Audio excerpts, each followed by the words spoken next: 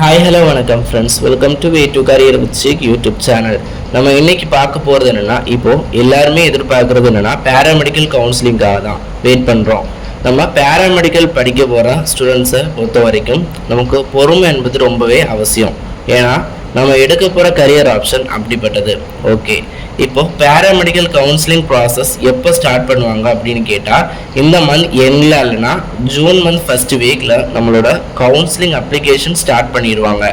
முதல்ல அப்ளை பண்ணி after 20 to 13 டேஸ்க்கு அப்புறம் தான் ரேங்க் லிஸ்ட் அப்படிங்கிற எலிஜிபிள் ஸ்டூடெண்ட்ஸ் லிஸ்ட்டை வெளியிடுவாங்க. அதுக்கப்புறம் கவுன்சிலிங் ஷெடியூல் வந்ததுக்கப்புறம் தான் first round, second round, third round அப்படிங்கிற கவுன்சிலிங் நடத்துவாங்க.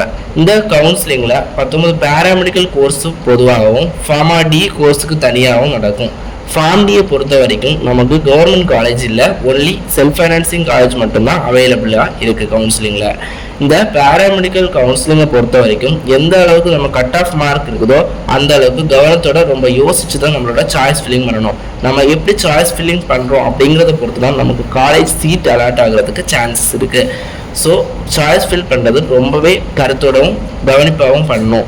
அடுத்து வர நாட்களில் நம்ம சேனலில் எப்படி அப்ளிகேஷன் சப்மிட் பண்ணுறதுலேருந்து கவுன்சிலிங் அட்டென்ட் பண்ணி காலேஜ் ஜாயின் பண்ணுறது அப்படிங்கிற வரைக்கும் ஃபுல் வீடியோவும் நம்ம சேனலில் அப்லோட் பண்ணுவோம். ஸோ இணைந்துங்கள் way to career with shake YouTube சேனலுடன்.